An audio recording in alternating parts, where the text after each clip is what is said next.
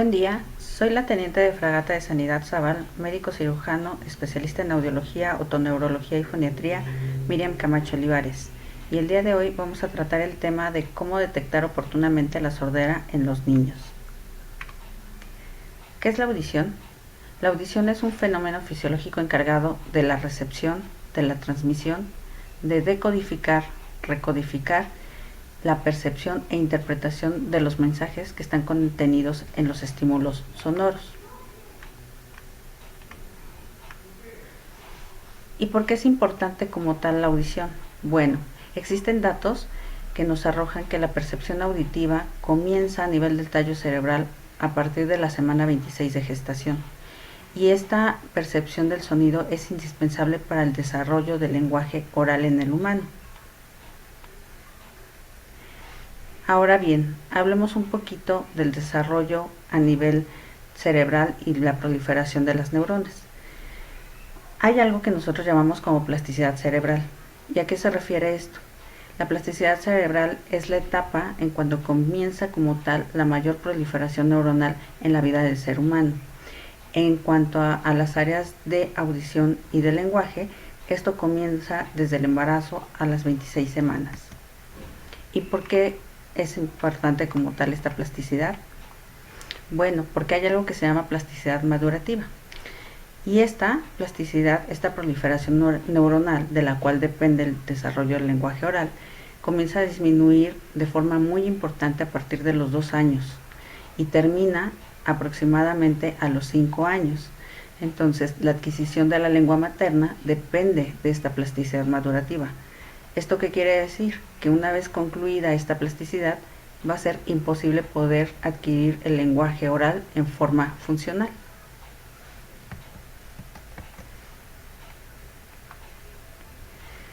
Luego entonces, para que una persona pueda escuchar bien, es necesaria la integridad de cada uno de los componentes del sistema auditivo.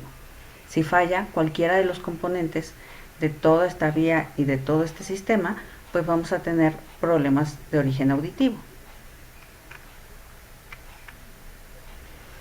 ¿Y cómo es que funciona el sistema auditivo? Cada porción del sistema auditivo tiene funciones diferentes y predeterminadas. El oído externo se encarga de captar y transmitir los estímulos sonoros. El oído medio transmite y amplifica estos estímulos. El oído interno hace la conversión del sonido en energía bioeléctrica que posteriormente van a ser llevados por el nervio auditivo y la vía auditiva para transmitir toda esta señal bioeléctrica y llegar a las áreas auditivas corticales, donde finalmente se va a hacer el procesamiento de los mensajes e interpretación de los mismos. Así también, ahí se va a realizar la asociación de los mensajes sensoriales con otras áreas, para darle como tal una interpretación. ¿Y cómo se evalúan cada una de estas áreas de audición? Para poder evaluar cada una de estas áreas, podemos dividir el sistema auditivo en dos partes, el sistema auditivo periférico y el sistema auditivo central. El sistema auditivo periférico está conformado por el oído externo, el oído medio, el oído interno y las porciones distal y proximal del octavo par craneal. El sistema auditivo central se refiere principalmente a la vía auditiva que parte a partir del tallo cerebral, pero en especial a todas las áreas auditivas terciarias que se encuentran localizadas como tal ya en la corteza cerebral. Cada porción de este sistema auditivo puede estudiarse con diferentes herramientas. Estas herramientas dependen del sitio que queremos estudiar, pero no solamente dependen de eso, sino también depende de la edad del paciente que queremos evaluar.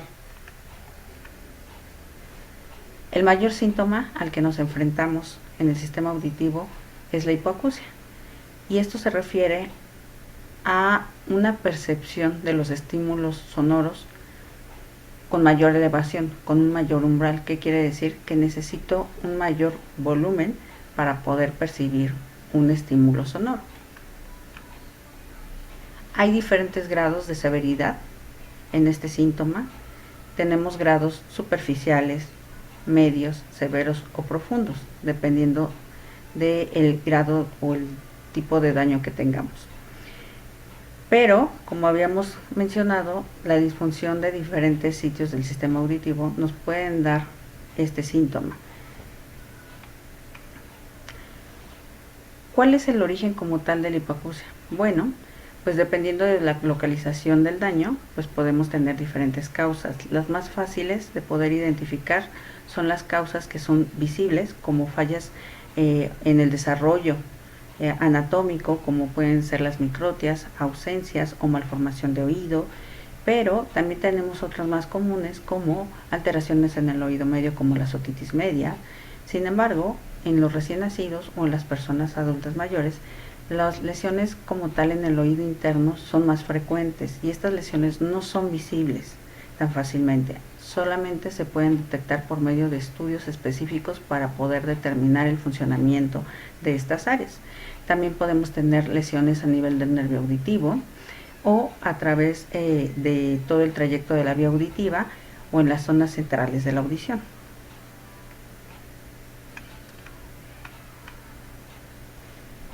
Luego entonces podemos dividir como tal los estudios que podemos realizar en los pacientes mayores de 3 años y en los menores de 3 años. ¿Cómo podemos evaluar a los pacientes que tienen menos de 3 años? Tenemos diferentes estudios y herramientas. En primer lugar, contamos con el tamiz auditivo, el cual se puede realizar en dos modalidades, como con el estudio de potenciales provocados auditivos de tallo cerebral o bien por medio de las emisiones fotoacústicas, ambos en modalidad de tamizaje. Y también contamos con estudios diagnósticos como tal que ya nos van a arrojar como tal el grado de severidad de la lesión y nos pueden arrojar también el sitio de la lesión, como son los potenciales provocados auditivos en modalidad diagnóstica, las emisiones fotoacústicas en modalidad diagnóstica, potenciales auditivos de estado estable en caso de que el paciente se corrobore que tenga una pérdida auditiva y timpanometría y registro de reflejos estapediales. Luego entonces tenemos que el tamiz auditivo no es un estudio como tal diagnóstico. El tamiz auditivo es un estudio que nos permite diferenciar o separar a la población que puede tener probabilidad de tener una pérdida auditiva y de aquella población que no tiene esa probabilidad. Entonces, el estudio de tamiz auditivo no requiere como tal una interpretación. Lo único que nos arroja es un estudio aprobado o no aprobado. ¿Y qué quiere decir esto? Si un paciente aprueba el tamiz auditivo, esto significa que seguramente el paciente tiene audición normal o en su defecto pudiera tener una pérdida de audición, pero esta pérdida auditiva sería una pérdida leve, una pérdida superficial que no influiría de manera importante o discapacitante en el desarrollo del lenguaje oral. Ahora bien, si el paciente no aprueba el tamiz auditivo, esto significa que probablemente sí existe un problema de audición y eso requiere como tal la corroboración por medio de un estudio diagnóstico como son los potenciales auditivos. Cabe mencionar que no necesariamente todos los pacientes que no aprueban el tamiz auditivo tienen pérdida de audición. Pueden haber muchos otros factores alrededor de la realización de la prueba que pueden influir en que sea un estudio no aprobado aún teniendo audición normal.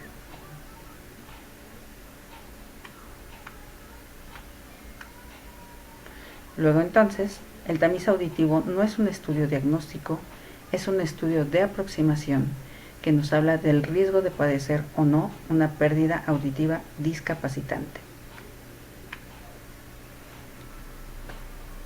Entonces recordemos que el que un paciente no apruebe el tamiz auditivo no significa necesariamente que esté sordo.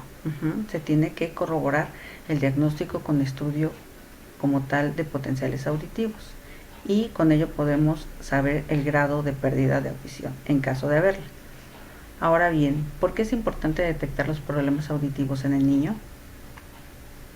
El lenguaje oral es consecuencia directa de la audición, es decir, si un niño escucha bien y si sus condiciones neurológicas se lo permiten, tendría que hablar bien.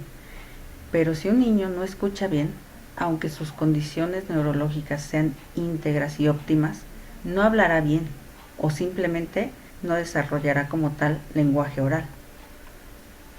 Las repercusiones de la hipoacusia en el desarrollo del paciente pueden implicar incluso una falta de integración del paciente en su entorno. Es decir, si un niño no habla, ¿cómo se podría comunicar con las personas que lo rodean? Es por ello que cuando detectamos a un niño con problemas auditivos, la intención principal es oralizarlo, es decir, conseguir que adquiera lenguaje oral. ¿Se puede oralizar a un niño con sordera? Sí, la respuesta como tal la tenemos en el tiempo en que detectamos y diagnosticamos y manejamos como tal al paciente. Entonces, para poder lograr oralizar a un niño que tiene una sordera, independientemente que sea una sordera profunda, necesitamos, en primer lugar, optimizar su condición auditiva, ya sea mediante la adaptación de auxiliares auditivos o la colocación de un implante coclear, y dos, habilitar mediante enseñanza del lenguaje oral, la cual se realiza en terapia de lenguaje.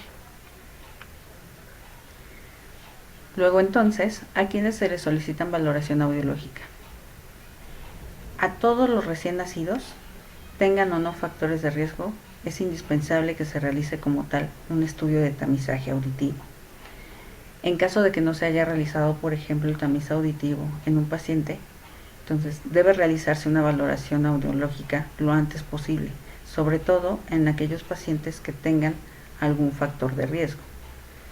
Los factores de riesgo como tal audiológicos se parecen mucho a los factores de riesgo en el desarrollo neurológico, como tal prematurez, bajo peso al nacer, hiperbilirrubinemia, malformaciones en cabeza o cuello, hipoxia neonatal, estancia en UCIN y administración de ototóxicos, así como antecedentes familiares de sordera o algún síndrome que sea asociado como tal a pérdida de audición. También debe evaluarse a todos los niños en cualquier edad, principalmente en aquellos que se sospeche de hipoacusia de cualquier grado, es decir, aquellos pacientes que detectamos ya sea en casa o en las escuelas que necesitan un volumen mayor para poder percibir o comprender una indicación, hay que hacer una evaluación auditiva.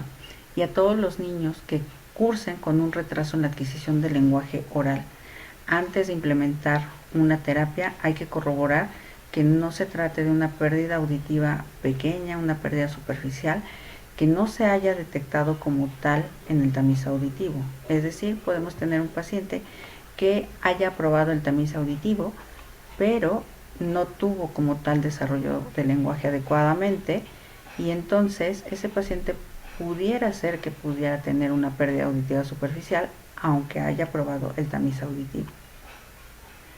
Luego entonces, podemos realizar valoraciones audiológicas en los pacientes a cualquier edad. Para cada circunstancia contamos con estudios adecuados para evaluar cada uno de los eslabones del sistema auditivo. La hipoacusia como tal puede detectarse desde el nacimiento y tratarse desde ese momento. Cuando un niño presenta retraso en la adquisición del lenguaje, lo primero que tenemos que descartar es que no sea un problema auditivo. Las valoraciones audiológicas y los equipos que actualmente contamos nos permiten conocer el tipo, el grado del daño auditivo y localizar cuál es el lugar de la lesión. Actualmente, en el servicio de Secretaría de Marina contamos con toda la tecnología para poder habilitar a todos los pacientes con hipoacusia desde el nacimiento. Recordemos que el objetivo principal no es que el paciente escuche mejor, sino que escuche y desarrolle el lenguaje oral. Y esto es muy importante porque las secuelas de la hipoacusia persistirán por toda la vida. Muchas gracias por su atención. Les dejamos igual el correo para que nos puedan enviar cualquier duda, cualquier comentario, cualquier pregunta que tengan. Y estas preguntas se resolverán el día 3 de marzo vía Zoom en una sesión a las 13:30 horas. Muchas gracias por su atención.